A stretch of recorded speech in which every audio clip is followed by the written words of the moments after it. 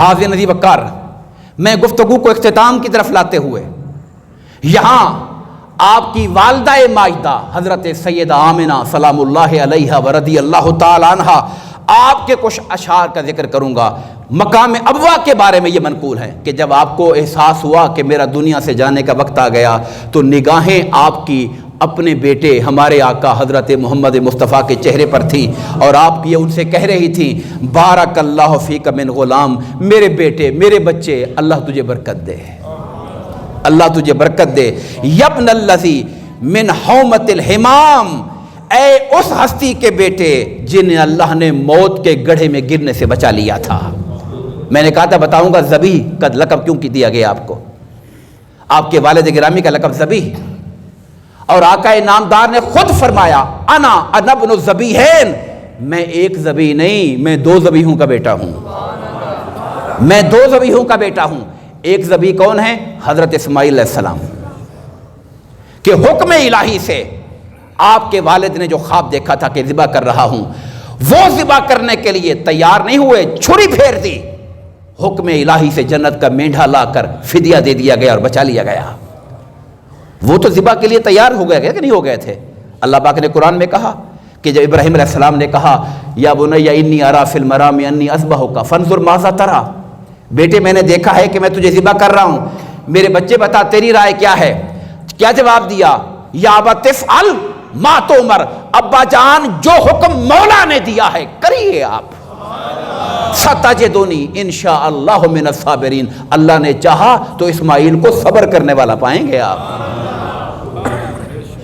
اور قرآن کہتا ہے تلہ للجبین، لٹا دیا پیشانی کے بل اور پھر چھری پھیری، مگر اللہ پاک کے حکم سے اسماعیل علیہ السلام کے حلقوم کو بچا لیا گیا اور جنت کا مینڈھا فدیے میں دے دیا گیا۔ ایک وہ ذبیح ہے، اور دوسرے ذبیح آپ کے والد گرامی حضرت عبداللہ ہے۔ وہ کیسے ذبیح ہو گئے؟ حضرت عبد المطلب رضی اللہ تعالیٰ عنہ نے جب زمزم کے کنویں کی کھدائی کرنا چاہی تو قریش کے لوگ آپ کے مخالف ہو گئے، اور اس وقت آپ نے ایک منت مانی تھی کہ باری تعالیٰ اگر تو مجھے 10 بیٹے دے اور 10 کے 10 قوی جوان توانا ہو جائیں اور قریش کے مقابلے میں میرے ساتھ کھڑے ہوں تو میں اپنا ایک بچہ تیرے نام پہ قربان کروں گا۔ اللہ پاک نے 10 بیٹے عطا فرمائے، 10 کے 10 جوان توانا قریش کے مرد رانا ہوئے۔ آپ کو اپنی منت یاد آ گئی تو آپ نے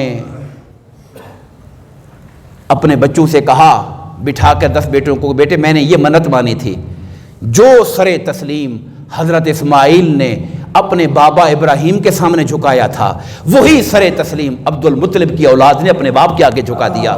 ابا جان جس کو اشارہ کرے ہم سب اللہ کی خاطر کٹنے کے لیے تیار ہیں۔ قرہ ڈالا گیا تو قرہ آپ کے سب سے پیارے اور چہیتے بیٹے حضرت عبداللہ کے نام پہ نکل آئے۔ آپ حضرت عبداللہ کا ہاتھ پکڑا اور لے کر چلے کہ آپ کو ادھر جہاں پہ مروہ والی سائڈ پہ چل کے آپ کو میں ذبح کرتا ہوں۔ جب یہ منظر لوگوں نے دیکھا لوگوں کی چیخیں نکل گئیں، آپ کا خاندان، آپ کی بہنیں، ظاہر ہے کہ بہنوں کے سامنے بھائی کو باپ ذبح کرنے لے کے چلے گا تو بہنوں کی تو چیخیں نکلیں گی۔ خاندان کے سردار دیگر لوگ، کہا عبد المطلب کیا کرنے لگے ہو؟ کہا میں نے منت مانی تھی ذبح کر۔ کہا اگر آپ نے یہ کام کر دیا تو یہ رسم پڑ جائے گی، لوگ بچوں کو ذبح کرنا شروع کر دیں گے، ایسا نہ کریں ایسا نہ کریں۔ آپ نے کہا میری نظر اللہ کے ساتھ وعدہ ہے، میرا نظر ہے۔ انہوں نے کہا اس کا کوئی حل نکالیں۔ کہا گیا کہ فلاں مقام پر حجاز میں کوئی کاہنہ رہتی ہے، اس سے چل کر مسئلے کا فیصلہ کرواتے ہیں۔ سفر کر کے آخرکار پہنچے وہاں پر، اس سے ملاقات کی۔ مختصر یہ اس نے کہا کہ آپ کے ہاں جب کسی بندے سے کوئی قتل ہو جاتا ہے تو فدیے میں کیا دیتے ہیں؟ کہا 10 اونٹ دیتے ہیں، دیت کیا دیتے تھے؟ 10 اونٹ۔ تو اس نے کہا فیصلہ یہ ہے کہ آپ 10 اونٹوں میں اور عبداللہ میں قرہ ڈالو، اگر قرہ عبداللہ کے نام نکلے 10 اونٹ اور بڑھا کے 20 میں اور عبداللہ میں قرہ ڈالو، اگر پھر عبداللہ کا نام نکلے اونٹ بڑھاتے جاؤ 10 کر کے اور قرہ ڈالتے جاؤ۔ حضرت عبد المطلب کو فیصلہ اچھا لگا، کہا یہ بات سمجھ آ رہی ہے۔ آپ لے کر چلے حرم کعبہ میں، قرہ ڈالا گیا، 10 حضرت عبداللہ قرہ عبداللہ کے نام، 20 حضرت عبداللہ قرہ حضرت عبداللہ کے نام، الغرض 30, 40, 50, جب 100 اونٹوں کو ڈالا گیا تب جا کر قرا اونٹوں کے نام نکلا۔ لوگوں نے کہا جناب اونٹ ذبح کرے، کہا نہیں ایسے نہیں، جب تک میں 3 مرتبہ قرا ڈالوں گا تاکہ پتہ چلے کہ اللہ کا فیصلہ یہی ہے۔ اتفاقاً نہیں ہوا، یہ اللہ کے امر اور اللہ کے فیصلے سے ہوا ہے۔ 3 مرتبہ قرا ڈالا اور تینوں مرتبہ اونٹوں کے نام پہ قرا نکلا، اور اس وقت سے رسم پڑ گئی، پہلے ایک آدمی کے قتل کی دیت 10 اونٹ تھی، میرے آقا نامدار کے والد ماجد کی برکت سے ایک انسانی جان کی دیت 100 اونٹ قرار دے کر پائی گئی۔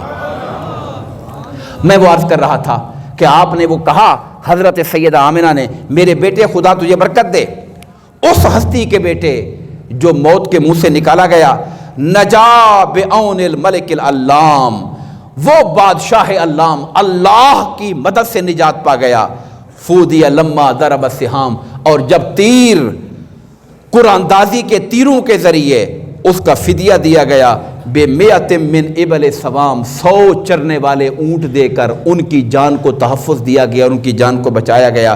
آگے فرماتی ہیں ان صحا ما ابصرت فی المنام، جو میں نے خواب دیکھا اگر وہ خواب سچا ہے، فانت مبعوث الی الانام، ایمان دیکھیے سیدہ آمنہ کا، ایمان دیکھیے، کہا میں نے جو خواب دیکھے ہیں اگر وہ سچے ہیں تو خدا کی قسم آپ اللہ کی مخلوق کی طرف نبی بنا کے بھیجے جانے والے ہیں۔ فانت مبعوث الی الانام من عند ذی الجلال والاکرام، اس اللہ ذوالجلال و اکرام کی طرف سے رسول بنا کر، تبعث فی الحل و فی الحرام، آپ حل و حرم کے رسول بنا کے بھیجے جانے والے ہیں، اور بعض نے ترجمہ کیا کہ آپ حلال و حرام والی شریعت کے ساتھ رسول بنا کے بھیجے جانے والے ہیں۔ تبعث بالتحقیق والاسلام دین ابیک البر ابراہیم، اپنے بابا ابراہیم علیہ السلام کے دین کو لے کر کھڑے ہونے والے نبی اور پیغمبر رسول بنا کے اللہ تعالیٰ آپ کو اس دنیا کے اندر مبعوث فرمانے والا ہے۔ اور پھر آپ نے آگے یہ بھی فرمایا فاللہ انہاک عن الاسلام، اللہ نے آپ کو بتوں سے ہمیشہ دور رکھا، اللہ تو والیہ مال اقوام، کہ آپ ان اقوام کی طرح ان بتوں سے دوستی اور محبت نہ کریں جو بت پرستی کرنے والے لوگ ہیں۔ اب یہ آپ کی والدہ مائدہ یہ اشعار کے ذریعے بتا رہی ہے، مجھے بتائیے اگر یہ ایمان نہیں ہے تو پھر ایمان کیا ہوتا ہے؟ اور پھر آپ نے آخری جملہ کہا کل حی میت، ہر زندہ روح نے دنیا سے جانا ہے، وکل جدید بال، ہر نئی چیز نے پرانا ہونا ہے، وکل کبیر یفنا، اور ہر بڑی ہستی کو بھی دنیا سے فنا ہونا ہے، وانا میتۃ، میں بھی دنیا سے پردہ کرنے والی ہوں، وذکری باقن، مگر 1400 سال گزر جائیں گے میرا ذکر تب بھی ہوتا رہے گا۔ اس اللہ کے گھر کنز الایمان میں بیٹھنے والوں، سیدہ آمنہ فرما گئی میں تو جا رہی ہوں مگر میرا ذکر ہوتا رہے گا، اس ہونے والے ذکر کو بلند کرنے والوں میں اللہ نے آپ کو بھی شامل فرما دیا۔ نعرہ تکبیر، نعرہ رسالت، والدین مصطفیٰ کو کیوں ہوتا رہے گا؟ وَقَدْ تَرَكْتُ خَيْرًا وَوَلَدْتُ طُهْرًا، میں نے آپ کی شکل میں میرے بیٹے خیر عظیم اور انتہائی پاکیزہ ہستی کو جو جنم دیا ہے، جب ذکر مصطفیٰ ہو ذکر والدین مصطفیٰ بھی ہوتا رہے گا۔ دعا فرمائیے اللہ تبارک و تعالی ہم سب کو مرتے دم تک آقا کی ذات سے، آقا کریم کے والدین، آقا کی آل اولاد اصحاب اور میرے آقا سے جڑنے والی ایک ایک نسبت کی قدر کرنے، محبت کرنے، ان سے جڑے رہنے کی توفیق عطا فرمائے۔ میں بار دیگر مبارکباد دوں گا محترم مدنی صاحب کو، آپ کے رفقا کو، احبا کو، آپ کی پوری ٹیم کو اور یہاں آنے والے سب شرکا کو کہ اللہ پاک نے ہمیں اپنے آقا کریم کے والدین ماجدین کی نسبت سے یہاں مل بیٹھنے کی توفیق عطا فرما دی۔ مجھے امید ہے کہ گنبد خضرا سے نگاہ مصطفیٰ یقیناً اپنے غلاموں پر برس رہی ہوگی اور آقا مسکرا رہے ہوں گے کہ میرے والدین کی عزت کے لیے بیٹھے ہیں، انشاءاللہ اللہ نے چاہا تو مصطفیٰ کی برکت سے اللہ دنیا میں بھی عزتیں دے گا، آخرت میں بھی عزت عطا فرمائے گا۔ آمین آمین وما علینا الا البلاغ۔